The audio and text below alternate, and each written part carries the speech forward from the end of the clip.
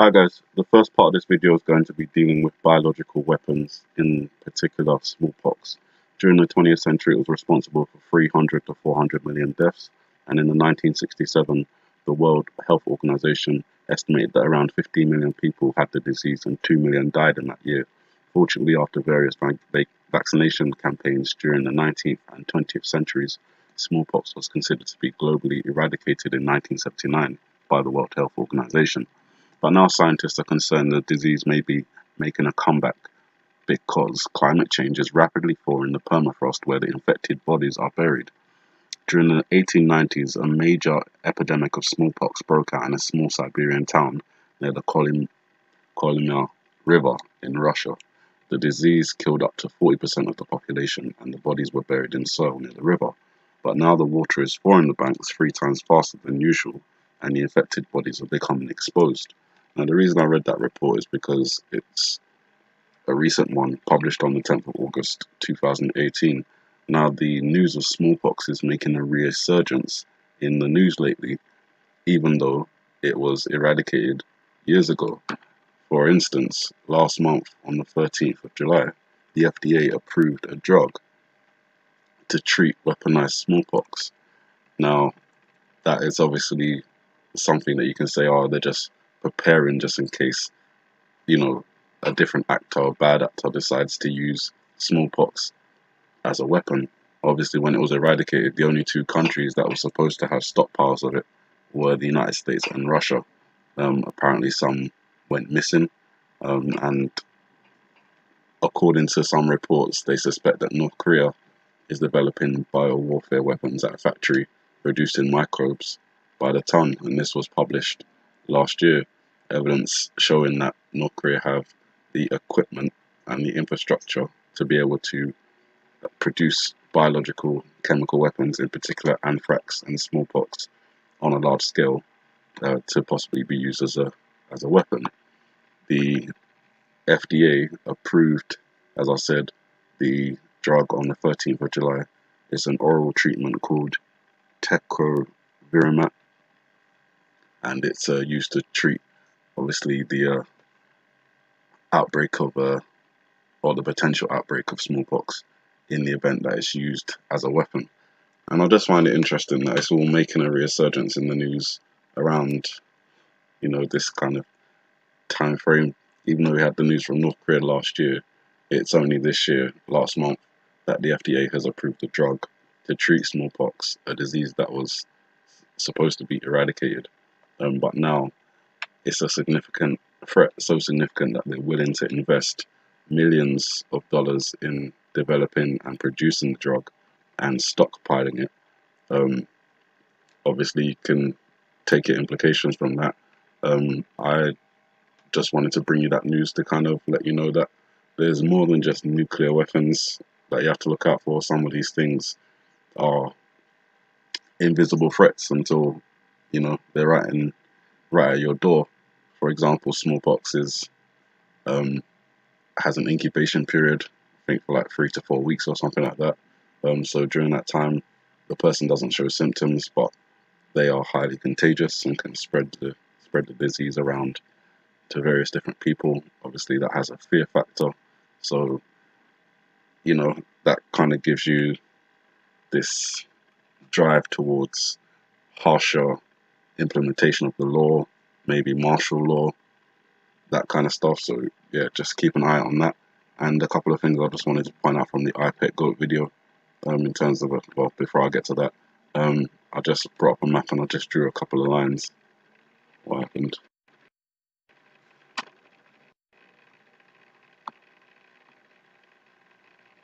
What happened there?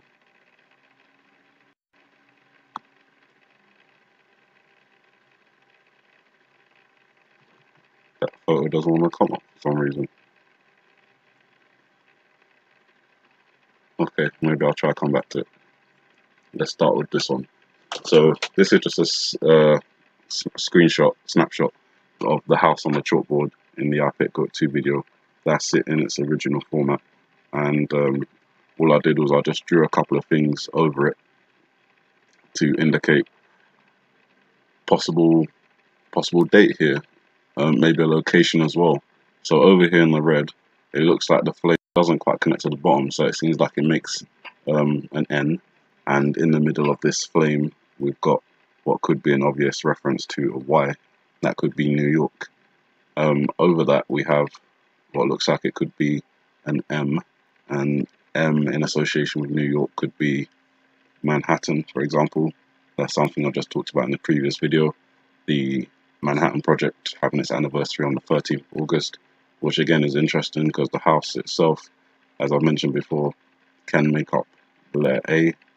And off to the side here, we've got this little flame, and then this flame here that we've already interpreted as a 3, but connected with this one, it's a 13. The M can also be interpreted as M for Monday. So if you take that all as one thing, that would be August 13, Monday, Manhattan, New York. And then obviously the house is shaped like a rocket itself. Obviously I don't know if it's anything connected with a missile, could be connected with a bomb like Obama suggested, you know, that was his fear. And obviously you've got this recent news about smallpox and the fact that the FDA exactly 1 month before, on the 13th of July, would have just approved treatment for smallpox. So it's possible that it could be a biological 9/11 event on the 13th rather than, you know, a nuclear event or one of the events that we've talked about more frequently. And I just wanted to bring that to you guys and your attention. Just keep an eye out for anything like that possibly happening. And then the other interpretation you can take from the same house is the same frame of the house making the letter A, but the bar down here that doesn't actually form part of the house is drawn separately. As you can see, the line goes over, doesn't quite connect over here. That's the number 1. Off to the side here, we've got the number 7, so that's a 17. This one here is a backwards number 7, but also an upside down and backwards L. So, and then we've got the number 3 off to the side here. So my interpretation for that is August 17th, the 7th lunar day in the 7th lunar month, 3 o'clock. Why do I say 3 o'clock? Because the reference to the number 3 in this video, in this particular scene, is in the classroom, and I think that has significance because children usually finish school around 3 o'clock, and that seems to be the time around which they're, you know, having a lot of the indications pointing to that kind of time. Anyway, the next one is the missile on the board. That's it in its original format. Again, I drew some lines over it. This is the interpretation for August the 13th. Possibly, again, you've got the A right in the middle. Off to this side could be an L, and this could be a 3. Could interpret as August lunar 3rd, which would be the lunar 3rd in August would be the 13th, which is tomorrow, August the 13th. So that's one way of looking at it. And then the other way of looking at it is you've got the A, which remains the same, but then the little part in the middle here that comes down, that actually forms a 1. The part that goes across and down here forms a 7. From the break down here forms an F. At the bottom here, you got the 3. So again, that would be Friday, August 17, 3 o'clock. So that's my interpretation for Monday the 13th of August and Friday the 17th of August, which appears to be, at least from the house and from the missile so far. Then you got the hangman, which again, that's its original format, and then I drew some lines over it. You've got the yellow lines, which represent the letter F, which I think stands for Friday. You've got the 1 drawn down there, and you've got the 7, which goes through the hangman's body, which is 17. Down here, the L and the 7, which is lunar 7, which is the 17th of August, which is a Friday. So that's just one more reference. Then we move on to the letters from the hangman on the chalkboard, and I only focused on the L, T, N because they are capital letters. The other three, the other three, O, V, and E, they are not capital letters, so it's clear they put significance on these ones. And I looked at it in a different way from the way I've looked at it before. I turned my screen sideways, and what I could see was a backwards 17, a letter H, which is the 8th letter of the alphabet, and I was confused by this one for a while. It looked like an IR, but then when I thought about it connecting together, it's an R, which is the 18th letter of the alphabet. If that's a correct interpretation, then it's 17th of August 2018. So just put that out there for you guys as well. Another possible interpretation to August the 17th.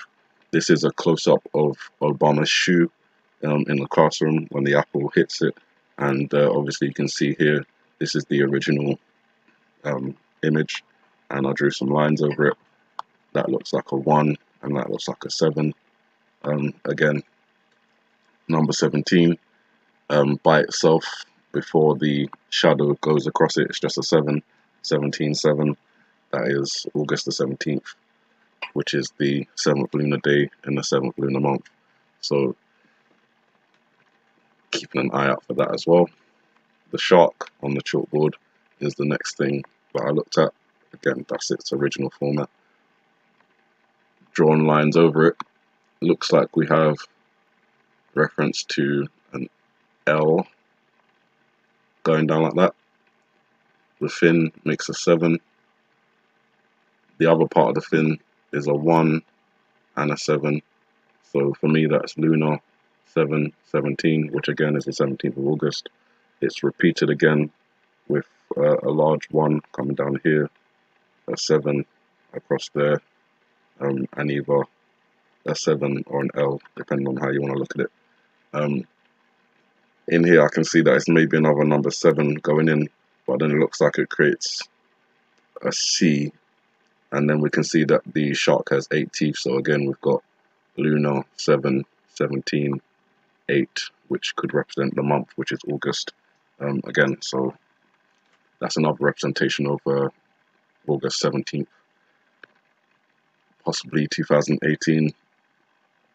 The next one I did was the blue figure here with the flower stem pointing at it.